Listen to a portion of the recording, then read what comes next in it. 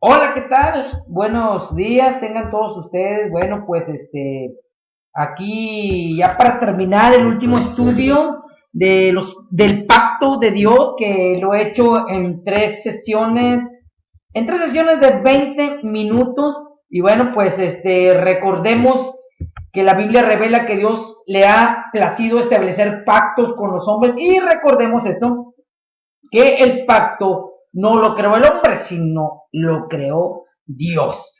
8 de estos pactos se hayan mencionados en la Biblia, recordemos, ellos son, bueno, pactos que Dios hizo directamente con el hombre. Cada pacto representa un propósito divino y la mayoría de ellos, bueno, constituyen una absoluta predicción, tanto como para una persona inalterable del cumplimiento de todo lo que Dios ha determinado. Recordemos, bueno, los pactos anteriores, que ya he mencionado, el pacto edénico, que es el primero, Génesis 1, 26 al 31, el pacto adámico, Génesis 3, 16 al 19, el pacto de Noé, Génesis 9, del 1 en adelante, el pacto abrámico, que mencionamos también en Génesis 12, el pacto mosaico también, como fue dado a través de Moisés para los hijos de Israel, ahí en Éxodo 20, el pacto palestino, Deuteronomio 30,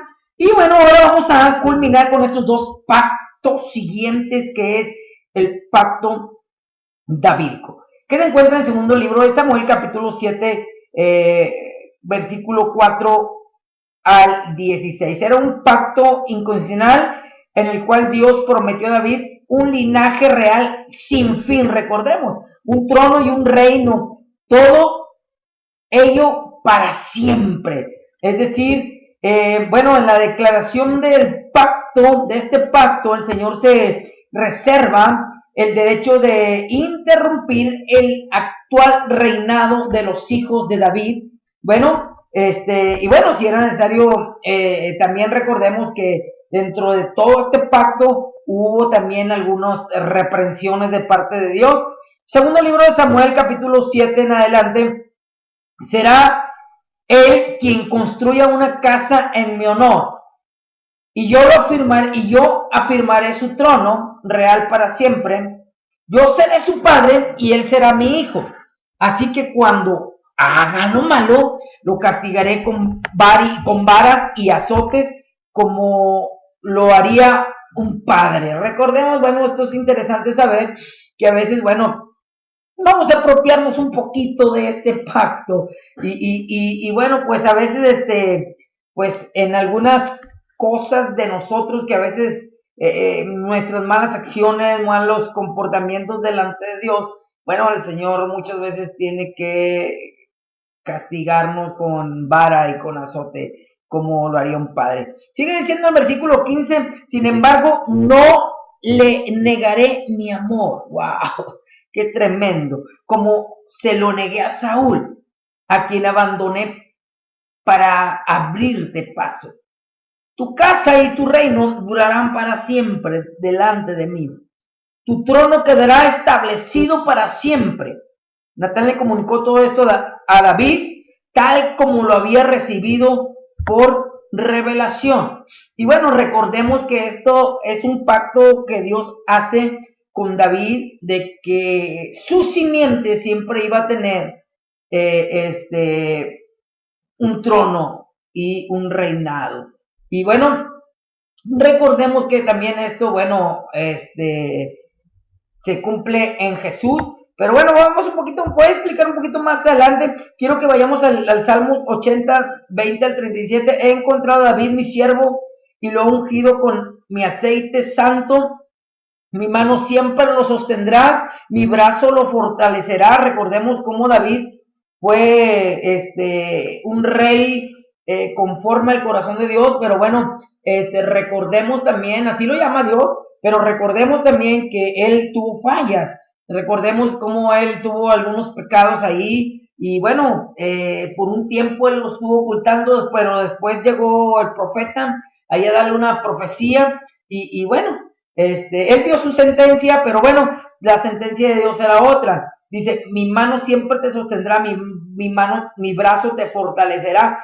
Dentro del reinado del pacto, recordemos cómo David pecó y se humilló y Dios lo perdonó. Dice, ningún enemigo lo someterá a tributo, ningún inicuo lo oprimirá. Versículo 23, aplastaré a quien se le enfrente y derribaré a quien lo aborrezca. Wow, qué tremendo pacto. Yo quiero apropiarme de esta palabra en esta mañana. Y bueno, sigue diciendo, la fidelidad de mi amor lo acompañará y por mi nombre será exaltado su fuerza. Le daré poder sobre el mar y dominio sobre los ríos, como que el pacto ahí adámico está funcionando también. Él me dirá, tú eres mi Padre, mi Dios, la roca de mi salvación. Yo le daré los derechos de primogenitura, la primicia sobre los reyes de la tierra. Mi amor por él será siempre constante. Mi pacto con él se mantendrá fiel. Qué hermoso. Afirmaré su dinastía y su trono para siempre mientras el cielo exista. Pero si sus hijos se apartan de mí, de mi ley, y no viven según mis decretos, si violan mis estatutos y no observan mis mandamientos, con vara castigaré sus transgresiones y con azotes su iniquidad. Es casi lo que estaba hablando ahorita en la otra cita bíblica, recordemos, en segundo libro de Samuel 7:4 al 17, perdón, recordemos esto, es lo mismo que está hablando este salmo. Y bueno, sigue diciendo en el versículo número 31, ahí lo que dije, en el versículo 33, con todo jamás le negaré mi amor, ni mi fidelidad le faltará en este pacto tremendo. No violaré mi pacto, no violaré mi pacto. Dice, ni me retractaré de mis palabras. Una sola vez he jurado por mi santidad y no voy a mentirle a David. Su descendencia vivirá por siempre, su trono durará como el sol en mi presencia, como la luna, fiel testigo en el cielo, será establecido para siempre. Qué tremendo. La perpetuidad, del pacto no podrá ser quebrantada. Como el pacto abránico garantiza a Israel su identidad eterna como nación, para leer ese texto siguiente que voy a leer, Jeremías 31:3, este es el pacto que después de aquel tiempo haré con el pueblo de Israel, afirma el Señor, pondré mi ley en su mente y la escribiré en su corazón. Yo seré su Dios y ellos serán mi pueblo. ¡Wow! ¡Qué tremendo! Jeremías 31:36, si alguna vez fallaran esta ley, afirma el Señor, entonces la descendencia de Israel ya nunca más sería mi nación especial. Pero bueno, eso habla de un pacto de que muchas veces el hombre desobedece.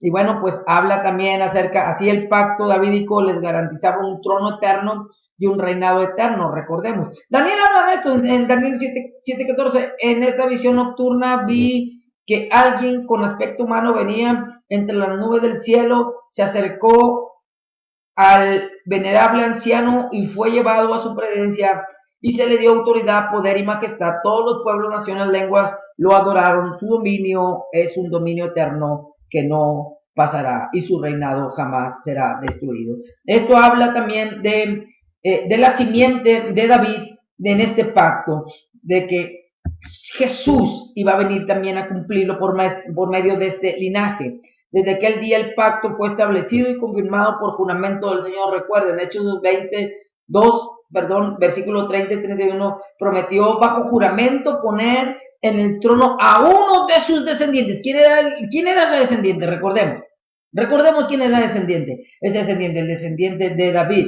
que es Jesucristo. Fue así mismo como previo lo iba a suceder, refiriéndose a la resurrección del Mesías. Acuérdense bien que Dios afirma que no dejaría que su vida terminara en el sepulcro, sino que Jesús vencería en la cruz del Calvario y se iba a levantar al tercer día. Bueno, así David no le faltó un hijo que se sentase en el trono. Escúchame bien, un trono terrenal. La palabra del Señor vino a Jeremías, en el Jeremías 33, 19 al 21. Así dice el Señor, si ustedes pudieran romper mi pacto con el día y mi pacto con la noche, de modo que el día ya y la noche no llegaron a su debido tiempo, también podrán romper mi pacto con mi siervo David, que no tendrá un sucesor que ocupara su lugar, y los sacerdotes levitas que son mis ministros. Recordemos esto: Cristo, el eterno Hijo de Dios, el Hijo de David, siendo el justo heredero de aquel trono y el único que se sentaría en el trono. Recordemos esto porque es una promesa hecha a David, que su hijo se sentará en el trono para siempre. ¿De quién está hablando? De Jesús. El pacto davídico es el más importante en asegurar el reino milenial, en el cual Cristo reinará sobre la tierra. Recordemos, David resucitado por medio de Jesucristo, reinará por debajo de todas las cosas como el príncipe sobre la casa de Israel. El pacto davídico no es cumplido sino solamente por Cristo, cuando reine en su trono a los cielos, puesto que David nunca se ha sentado ni se sentará en el trono del Padre, sino solamente Jesucristo. Es más bien lo que le habla a David, un reino terrenal y no un trono terrenal, sino un reinado terrenal. El pacto davídico es, por consiguiente, la clave del programa profético que Dios ha establecido para que se cumpla por medio de Jesucristo. Quiero culminar con el último pacto, que es el nuevo pacto. Yo quiero culminar con esto, estas declaraciones tremendas bíblicas que van a hacer retumbar nuestro corazón, nuestro oído. Es de mucho interés esto de edificación, considerar lo que la palabra de Dios nos declara acerca de esto, del nuevo pacto, para conocer su verdadero alcance y para conocer su verdadero significado. El nuevo pacto profetizado en el Antiguo Testamento, que tendrá cumplimiento primario en el reino milenial, recordemos, es también un pacto incondicional. Bueno, yo quiero que vayamos ahí en Jeremías 31 al 33, vienen días, afirma el Señor, en que haré un nuevo pacto con el pueblo de Israel y con la tribu de Judá. Ahí está mencionando nuevamente. ¿Con quién hace el pacto? Con el pueblo de Israel y con la tribu de Judá. No será un pacto como el que hice con sus antepasados el día en que los tomé de la mano y los saqué de Egipto, ya que ellos lo quebrantaron a pesar de que yo era su esposo, dice, afirma el Señor. Este pacto que después de aquel tiempo haré con el pueblo de Israel, afirma el Señor. Recuerden bien esto. Con el pueblo de Israel, afirma el Señor. Pondré mi ley en su mente y la escribiré en su corazón. Como lo describe Jeremías, es un pacto hecho con la casa de Israel y con la casa de Judá.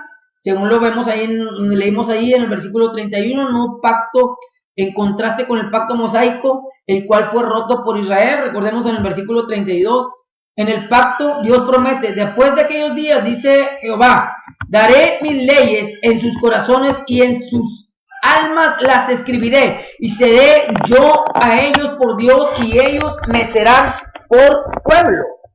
A causa de esta íntima y personal revelación de Dios y su voluntad para con su gente, continúa en Jeremías 31, 34 para declarar, yo no, y no enseñará más a ninguno a su prójimo, ni ninguno a su hermano, diciendo, conoce al Señor, porque todos me conocerán, desde el más pequeño de ellos hasta el más grande, dice el Señor, porque perdonaré la maldad de ellos y no me acordaré más de su pecado.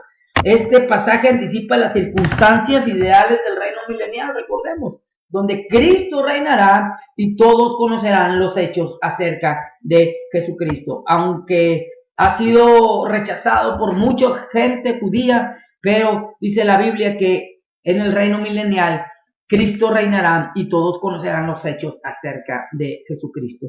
También será un periodo en el cual Dios perdonará el pecado de Israel y les bendecirá abundantemente. Debería estar claro esto, dada esta descripción de la promesa del pacto como se nos da en Jeremías, que esto no se está cumpliendo hoy en día. Hoy en día no se cumple esto, puesto que la iglesia ha sido instruida para ir por todo el mundo y predicar el evangelio a causa de que hay una casi universal ignorancia de la verdad. Sin embargo, dado que en el Nuevo Pacto, en el Nuevo Testamento, también relaciona a la iglesia con un nuevo pacto. Recordemos, algunos han enseñado que la iglesia cumple el pacto dado a Israel.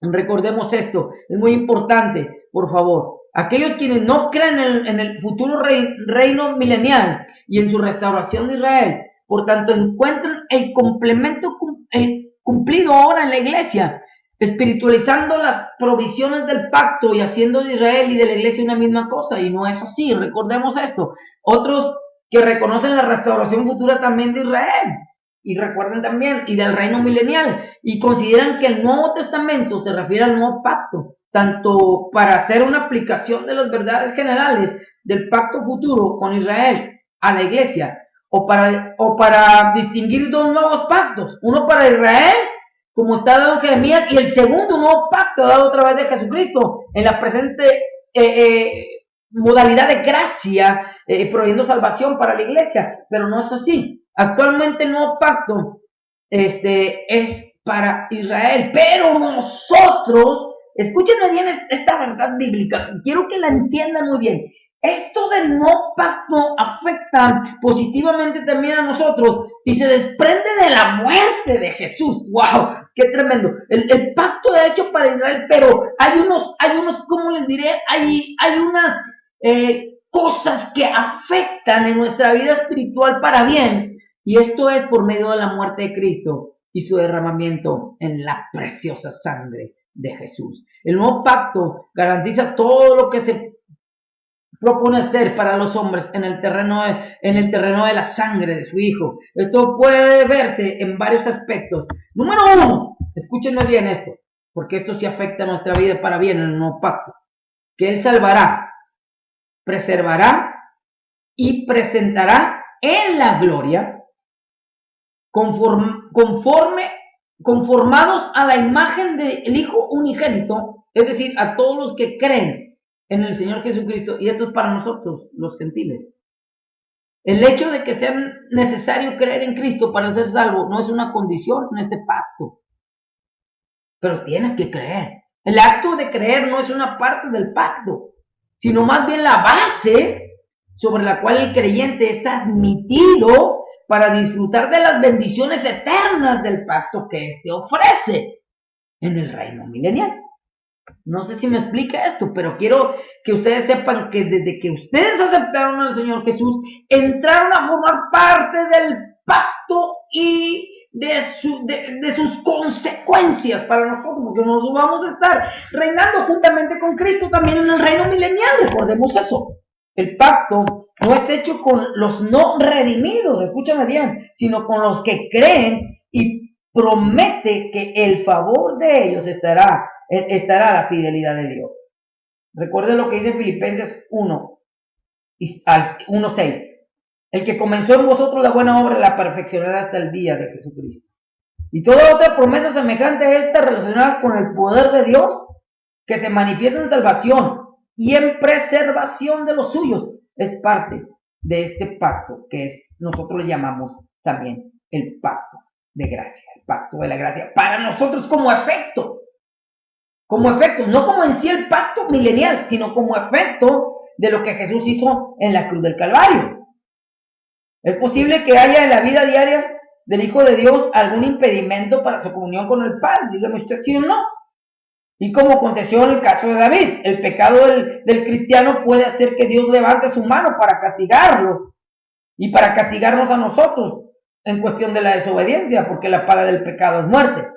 Pero estos asuntos que son propios de la experiencia cotidiana del creyente no llegarán nunca a ser determinantes para el cumplimiento de la promesa de Dios en lo que se refiere a la eterna salvación de los que le han recibido a Él por su gracia. Pero es necesario mantener una comunión y una santidad con Dios.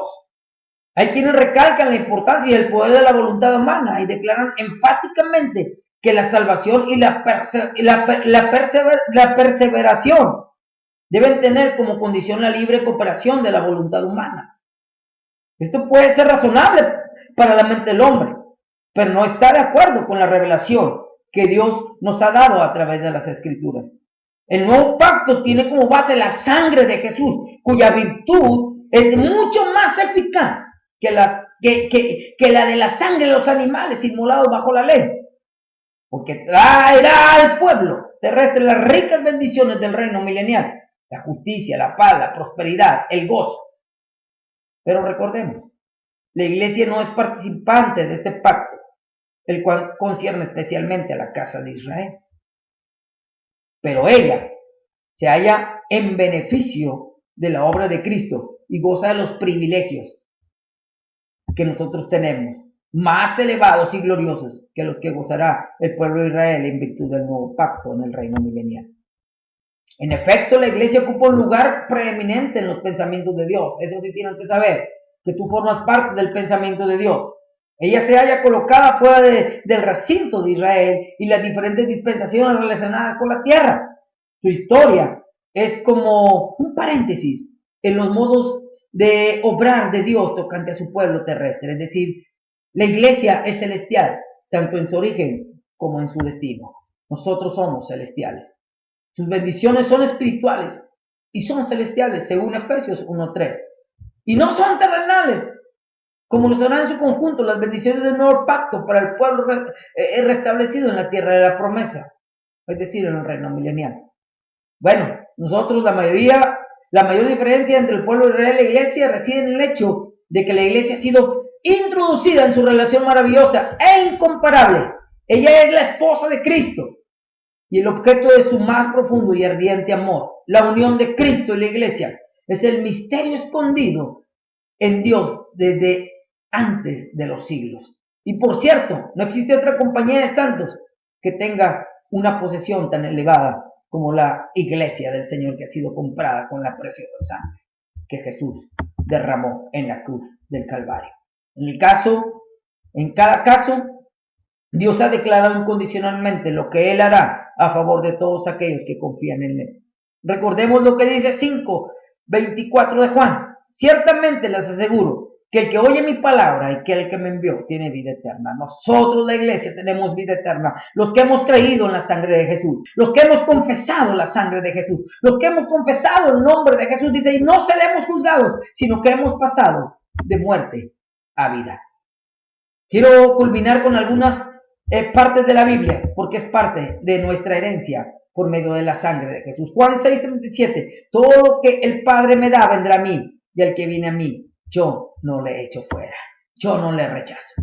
Juan capítulo 10, versículo 28, yo les doy vida eterna y nunca perecerán, y nadie podrá arrebatarlas de mi mano. Qué hermosas esas santas palabras, qué hermosa esta palabra para nosotros. Y recordemos también, en el punto número 2 de este punto, del punto del pacto que Dios está haciendo con el pueblo de Israel, que es este pacto que hablé ahorita, el nuevo pacto. Recordemos esto, la salvación futura de Israel es prometida en el nuevo pacto incondicional.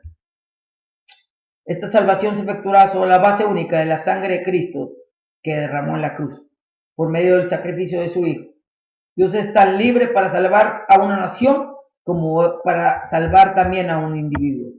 Israel es el representado por Cristo como un tesoro escondido en el campo. El campo es el mundo. Y creemos fielmente que fue Cristo quien vendió todo lo que él tenía a fin de poder comprar el campo, poseer así el tesoro que estaba oculto, según Mateo 13:44. La consideración de estos 8 grandes pactos nunca podrá decirse que se está dando demasiado énfasis en la soberanía de Dios en relación con los pactos incondicionales o el absoluto fracaso humano en lo que toca a los pactos condicionales.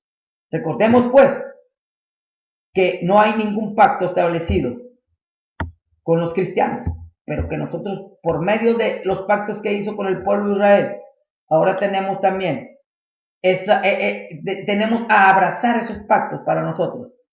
Recordemos esto, por medio del sacrificio de Jesús hecho en la cruz del Calvario, ahora de 2 pueblos Dios ha hecho solo uno. Así que podemos darle gracias a Dios por este tiempo. Señor, te damos gracias por este tiempo y te bendecimos, Señor. Y gracias por estos pactos que tú has hecho con nosotros. Permite que nosotros podamos hacer pacto contigo, Señor, y estar en tu presencia. Señor, tú ideaste los pactos, Señor. Nosotros no ideamos los pactos. Así que nos tomamos de los efectos de todos estos pactos. Señor, sabemos que estos pactos han hecho carne y han sido lanzados para el pueblo también de Israel. Pero que nosotros, Señor, por medio de tu sangre preciosa y de lo que tú hiciste, Señor, porque nosotros no éramos tu pueblo, pero ahora somos un pueblo alcanzado por ti por medio del sacrificio de Jesús. Muchísimas gracias, Señor, y ahora tenemos libertad para entrar hasta el trono de tu gracia, para alcanzar tu misericordia. Sana a tu pueblo, liberta a tu pueblo, Señor, y haz que estos pactos, Señor, nosotros lo podamos hacer contigo, con pactos de amor y de santidad. No por tener temor a ser lanzados al infierno, sino por amor a ti, Señor, por el pacto que tú hiciste con nosotros. Hoy lo queremos hacer en tu nombre, en el nombre de Jesús. Muchas gracias. Yo soy Juan de la Cruz. Dios te bendiga y te guarde. Estamos aquí para servirte.